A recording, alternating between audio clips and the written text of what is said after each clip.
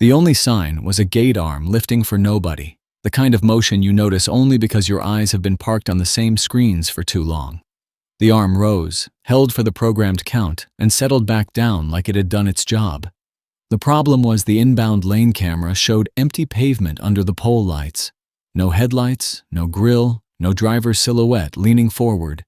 Just the white line, the tire marks, and the wet shine of asphalt that hadn't seen a truck in minutes. This was 2014 at the Centerpoint Intermodal Center outside Elwood, Illinois, and I was working the graveyard shift in the security office near the employee lot. Nights out there are bright in a way that feels like safety until you understand how many shadows live between stacked steel. The yard is built like a grid, long straight lanes bordered by container walls, and you can see a long way until you turn into the wrong row and the light doesn't follow you. The gate console made a soft chirp and flashed a cargo badge number, then cleared it as if nothing mattered. A second chirp followed almost immediately, same badge used again within 3 minutes. The system logged a truck entering, but nobody had stepped into the guard shack, and nobody had spoken on the phone line that was supposed to ring when a driver had a problem at the kiosk. I leaned forward and tapped the monitor with my finger like that would fix it. The video feed didn't stutter, it stayed clean, which meant it wasn't a frozen frame. The lane was truly empty.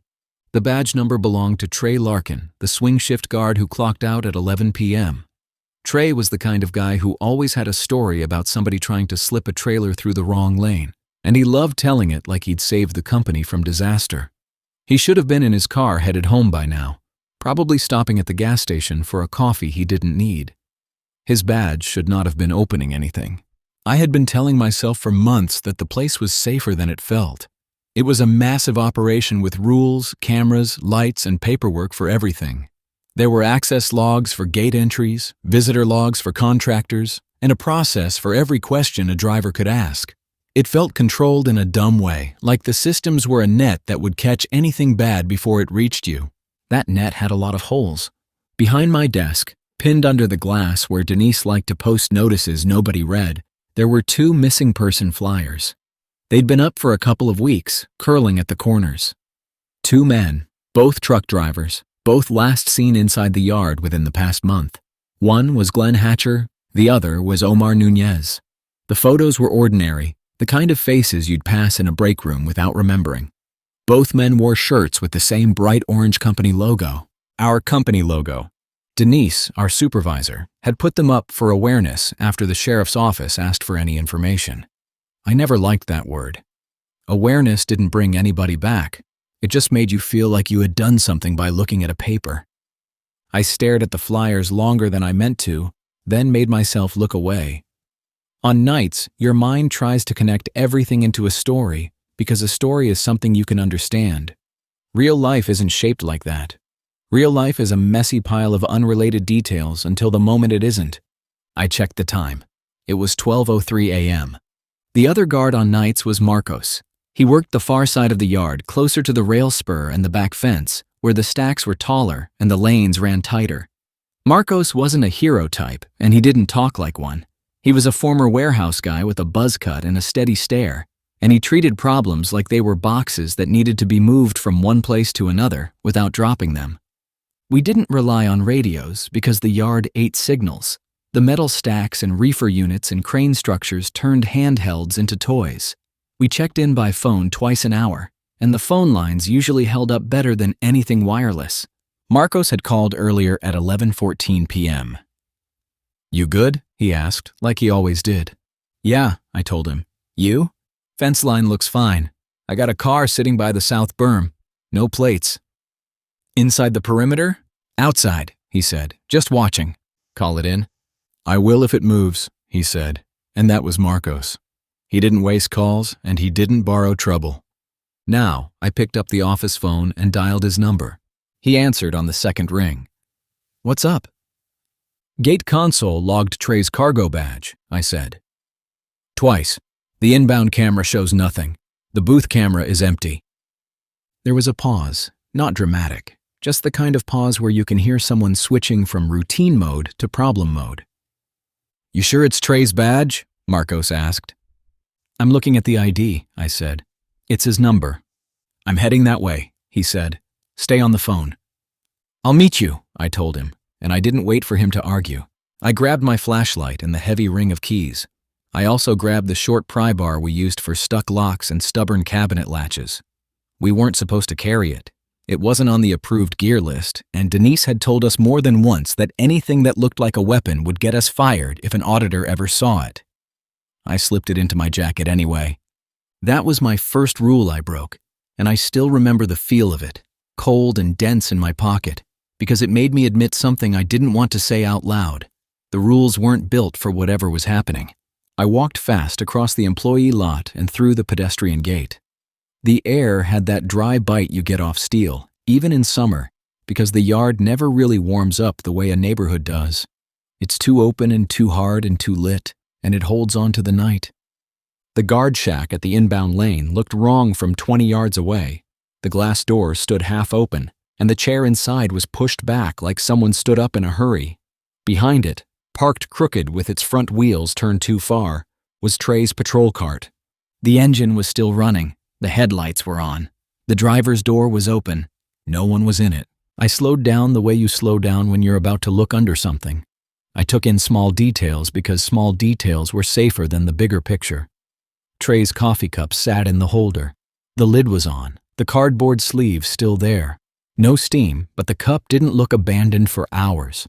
The floor mat had dirt on it from boots, and the dirt pattern looked normal, which meant nobody had jumped in and out a dozen times.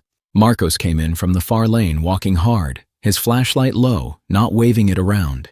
He stopped by the cart and stared at the open door without touching it. "Where is he?" I asked, and my voice sounded too loud. Marcos didn't answer.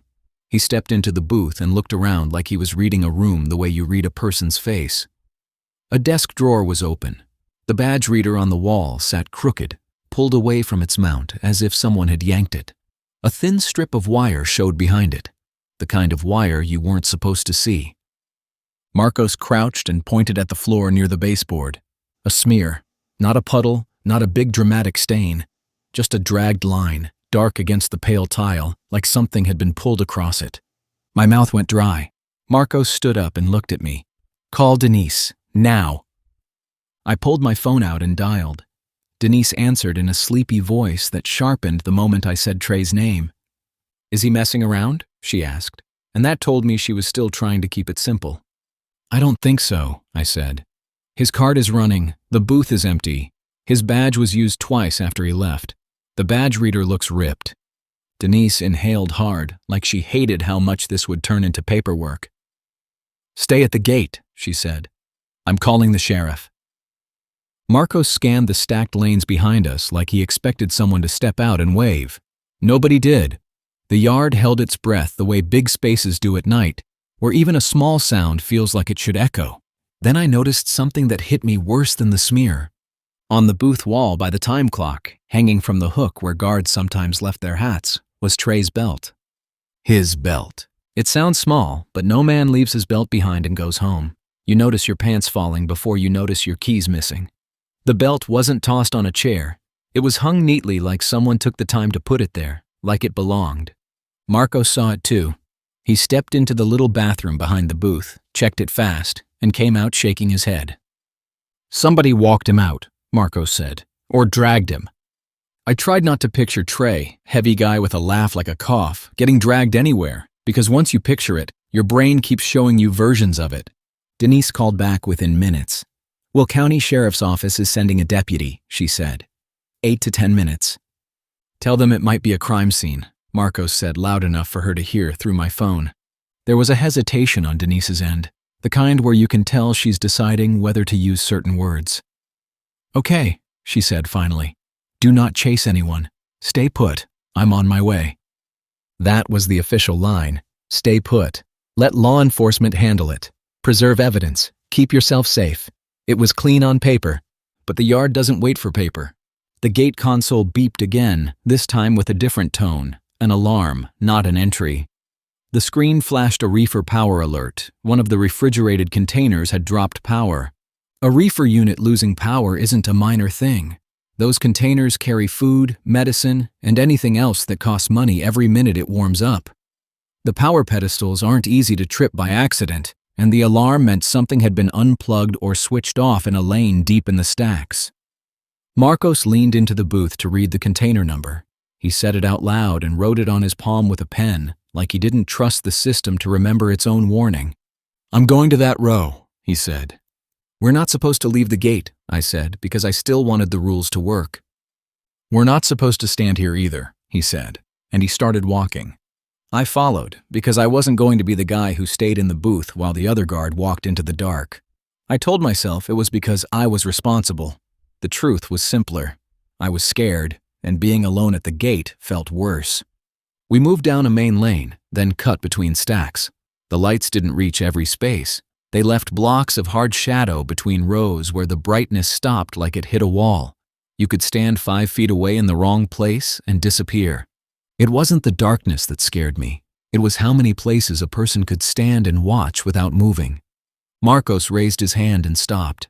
I stopped with him, my flashlight beam shaking slightly despite my grip. Ahead of us, a man crossed the lane between containers. Safety vest, hard hat, work pants. He walked steady, not rushing, not looking around like someone sneaking. He moved like he had a task list and a shift schedule. In a place where hundreds of people worked during the day, that vest was a costume that meant, "Don't question me." Except it was after midnight, and the yard wasn't running like daytime. There shouldn't have been anyone moving containers, and there definitely shouldn't have been anyone walking alone in the rows without a vehicle. Marcos called out, "Hey, stop right there." The man stopped and turned just enough for his face to catch the light. White guy, mid-30s, close-cropped hair, clean-shaven, with a flat expression that didn't match the situation. He didn't look startled. He didn't look guilty. He looked annoyed, like we were interrupting him. He held something in his right hand down by his thigh. At first, I thought it was a tool, maybe a flashlight or a radio. Then the light hit the shape, and my brain named it before I wanted it to. A pistol. Marcos didn't shout, and he didn't run at him. He lifted his hands slowly, palms out, and kept his voice even.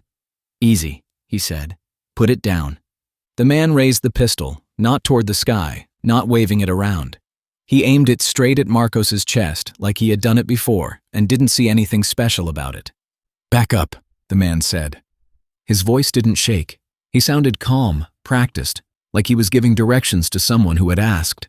Marcos took a step back. I took a step back. My flashlight beam wandered across container doors and shook like it had a pulse.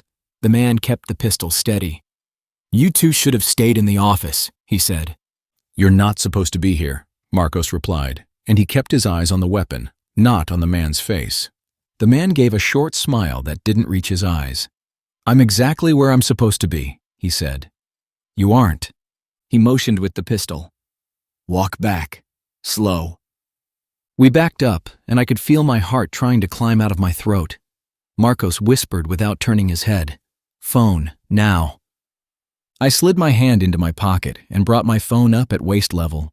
I didn't want the screen glow to paint my hands. I hit 911. The call started to ring, and then the signal dropped to 1 bar, because of course it did. The yard had dead zones everywhere, and the very thing that made it hard to coordinate work also made it hard to call for help. The man watched us with calm patience. He wasn't excited. He wasn't angry.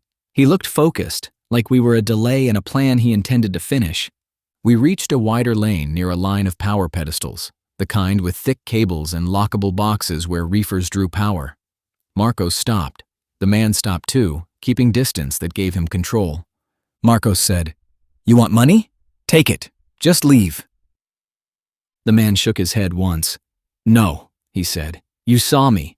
He said it like it was a simple rule, like he was explaining a policy. My phone finally connected. A dispatcher answered, and the voice sounded normal in a way that felt almost wrong compared to the steel corridors around us. 911, what's your emergency?" I tried to speak fast and clear, the way you're trained to, but the man's eyes snapped to my hand. The pistol shifted slightly, and his voice hardened just a notch. "Hang up," he said. I didn't. I said, "We're at Centerpoint Intermodal in Elwood. Armed man in the yard. 1 guard missing."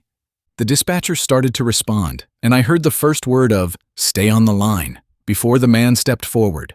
Marcos moved between us without thinking, the way you step between a car and a kid in a parking lot. There was one sharp sound, a single shot, and Marcos jerked back like someone had shoved him hard. He went down onto the gravel and didn't get back up. There wasn't a spray. There wasn't anything graphic. Just a man falling in a way that told you the body had quit listening. His hands twitched once and then went still. My brain froze on the sight of Marcos's eyes open under the lights, and for half a beat I couldn't understand that he was gone because my mind still thought he would sit up and swear and make it a story later. The man shifted the pistol toward me. "Drop it," he said. I dropped the phone. It hit the gravel and bounced once, screen flashing, then went dark. I ran. I ran because my body made the decision before my brain finished catching up, and I didn't feel brave or smart. I felt like an animal that had slipped a trap by inches and didn't know if the next step would be worse. I sprinted down a narrow lane between containers. The pole lights strobed across my vision as I passed gaps, bright, dark, like a blinking warning. My shoes slid on gravel, and I almost went down once, catching myself with a hand on cold steel. Behind me, the man didn't shout. He didn't curse. He didn't sprint hard like a movie.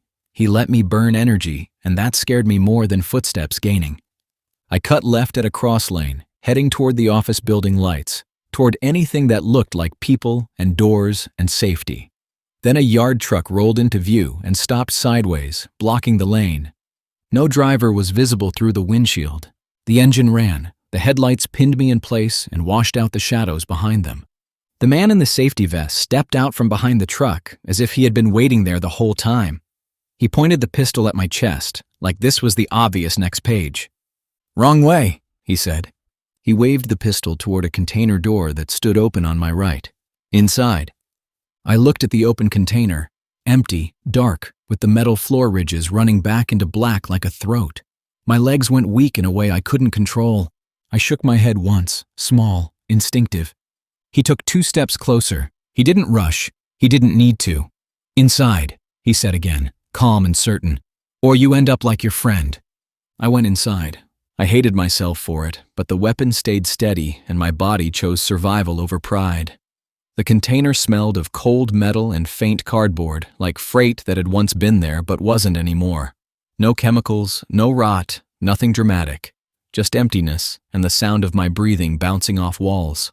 When I reached the back third, the doors behind me swung shut. I heard heavy bars slide into place with a final clunk that sounded more intentional than any normal latch. I rushed forward and grabbed at the inside seam. There was no handle, no release lever, just smooth metal and stripped brackets where an emergency mechanism should have been.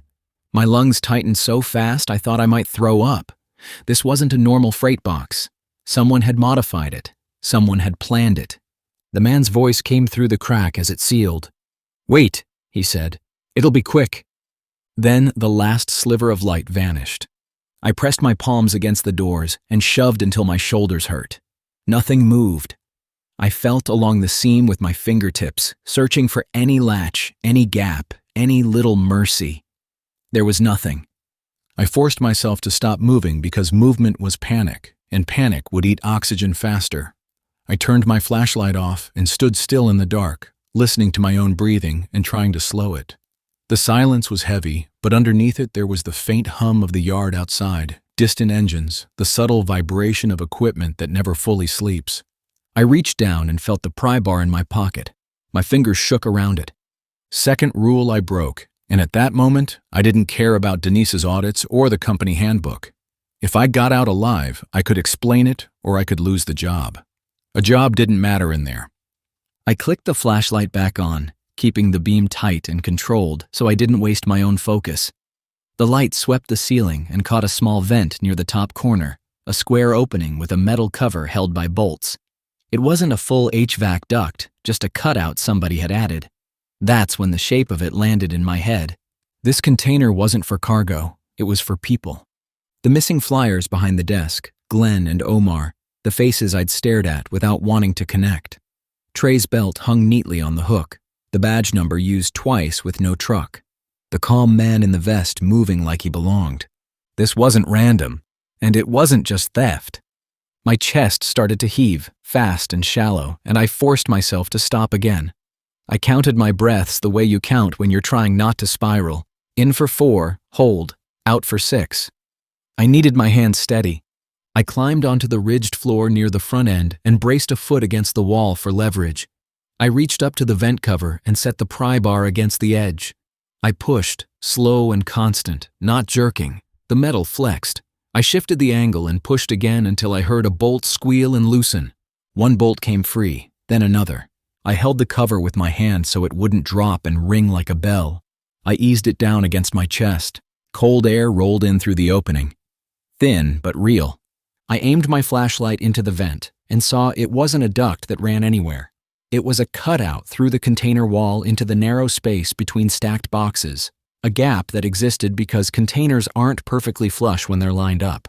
It wasn't designed for people, but it was space. If the container was on the ground, I could fit through and drop. If it was stacked, I'd fall farther than I wanted to think about. I slid my fingers into the opening and felt outside. Gravel. I almost laughed, not because it was funny, but because relief comes out however it can. I wedged the pry bar into the opening and widened it a fraction, just enough for shoulders. My jacket snagged as I forced myself through. The metal edge bit into my arm, sharp and hot, and I didn't stop. I wriggled until I felt my hips clear, and then I dropped down onto my knees in the gravel behind the container. For a second, I stayed there, hands spread on the cold stones, listening. No footsteps, no voice. The yard truck still blocked the lane up front, but from back here I couldn't see it. The man in the vest wasn't standing guard. He didn't need to if he believed the container was sealed. I crawled along the container's side until I reached the corner, staying low, using the stacked steel as cover. My flashlight stayed off. My phone was gone. The only thing I had was the pry bar and a stubborn need not to die in a steel box. I moved lane by lane toward the office building lights, stopping at each intersection to listen and look before crossing. The yard made every sound confusing. A distant engine could be a truck or a generator. A metal clank could be wind or a latch or a boot hitting a step. The lights made it worse because they created bright islands and deep shadow between them, and your eyes never fully adjusted to either. I reached a small maintenance shed near the pedestrian gate, the kind that held cones, spare locks, a broom nobody used. The door was locked, but the padlock wasn't seated right, as if someone had slammed it in a hurry. I slid the pry bar in and twisted carefully. The lock popped with a dull snap that sounded louder than it should have. Inside, the first thing I grabbed was a steel fire extinguisher, not because I thought I would win a fight, but because weight in your hands changes how helpless you feel. I ran the last stretch to the office door and hit the panic alarm button on the wall. A strobe light started flashing above the door, harsh and fast. The yard's siren system didn't blare because it was set for daytime tests only to avoid complaints, another policy that looked good until it mattered. But the alarm sent an automatic signal out. When I got inside, the office felt too small. The monitors showed the same lanes I had just been hiding in, but now they looked like pictures of a place that couldn't touch me. My hands shook so badly, I almost dropped the extinguisher. Less than 5 minutes later, red and blue lights rolled along the fence line. Deputies came through the main gate with rifles up, moving in pairs, scanning the lanes with controlled speed. It wasn't chaos, it was disciplined, and that discipline made it feel real in a way my brain needed. One deputy grabbed my arm and pulled me behind a patrol vehicle. "Where is he?" he demanded. I pointed with a shaking hand. "Rose back there. Safety vest, hard hat. He has a pistol. Marcos is down. Trey's missing." The deputy's eyes hardened and he nodded to his partner. They moved. Paramedics followed behind the law enforcement teams, staging in the safest area they could manage. Denise arrived not long after, hair still wet, like she'd come straight from a shower, face pale and tight. She looked at me like I was a report she didn't want to read, like the numbers on it would ruin her week. They found Marcos quickly. The medics checked him, spoke quietly to each other, and then one of them shook his head. They covered Marcos with a sheet. I stared at that sheet until my eyes burned, because I couldn't make myself look away, and I couldn't make myself understand how a normal shift had turned into that. They found Trey 2 rows over inside another container. He was alive, but barely. His wrists were bound, his face gray under the lights, his eyes unfocused like he was underwater. A medic kept saying his name in a steady voice, trying to keep him awake, trying to keep him anchored to the moment. They found Glenn Hatcher in a 3rd container. He wasn't alive. There wasn't blood everywhere. There wasn't a mess, just a body left where the air had run out, the way a person can look ordinary and still be gone. That was one of the worst parts, how quiet it was, how it didn't look like violence the way people expect violence to look. The deputies kept searching, and the yard turned into a different place under their lights and voices. Lanes that had felt empty now filled with movement, with commands, with people marking positions and calling out container numbers. The cranes above sat silent and huge like they were watching. They found a box truck parked between stacks with a fake company decal on the side. The decal looked good from 10 feet away, good enough to fool the eye in passing. Inside the truck were bolt cutters, zip ties, spare vests, spare hard hats, and a stack of cloned badges sealed in plastic like they were inventory. One badge had Trey's photo. Another had Glenn's. Another had my photo. The name line was wrong, a sloppy mismatch of letters that would have failed a real audit. But the picture was me, pulled straight from my employee file. Seeing my own face on a fake badge hit me harder than the pistol had because it meant this wasn't opportunistic. It wasn't somebody making choices on the fly. Someone had looked me up, printed me, planned for me. They caught the man in the safety vest near the south drainage channel after a deputy spotted movement by a culvert. He ran when challenged, and there was a brief exchange that ended with him on the gravel and officers on him fast, hands controlling arms, cuffs clicking. No speeches, no drama, just procedures, because procedures are what keep people from dying when fear takes over. His name was Derek Lyle. He used to work as a contractor in the yard 3 years earlier. He'd been removed after equipment went missing. Everyone assumed he drifted off to another job. Instead, he stayed close. He learned schedules. He learned which cameras were watched and which ones were background noise. He learned how people stop questioning a safety vest. He learned that most of security is habit, and habit can be exploited. By sunrise, the yard looked normal again from a distance. Same lights, same stacks, same straight lanes where trucks would roll in later like nothing had happened. Up close, it didn't feel normal at all. It felt like a place that could hide anything, because it had. It felt like I had been walking through a space I didn't understand, trusting systems I didn't verify. I gave my statement twice. Once to a deputy who wrote fast and asked clean questions, and again to someone who introduced himself as a detective and didn't smile. I repeated the same facts until my mouth felt like it belonged to someone else. When they finally told me I could go home, I drove back to my apartment in Joliet with the radio off because I couldn't stand hearing normal voices. I sat on my couch without taking my shoes off and watched the morning light crawl across the wall in a slow line. I kept thinking about how Marcos had moved between me and the gun without hesitating, and how that one instinct had ended him.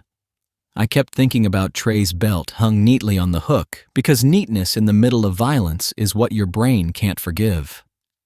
Later that week, I walked out of that job for good. I didn't make a speech. I didn't ask for anything. I handed Denise my keys and my badge and watched her avoid my eyes, as if looking at me would make it more real. Before I got in my car, I did something I had never done in my life. I crouched and looked under the rear bumper. I told myself it was paranoia. I told myself I was being dramatic. Then I saw it. A small black tracker, stuck to the metal with a strong magnet, hidden where you wouldn't notice it unless you were searching. On the back, written in thick marker, was my license plate number. I stared at it for a long time, and what I felt wasn't relief. It was the cold understanding that I had survived because I broke rules at the right moments, not because the system had protected me. The system had been a costume, just like the vest. And the worst part was knowing how close I had come to becoming a paper under glass, curling at the corners, posted for awareness,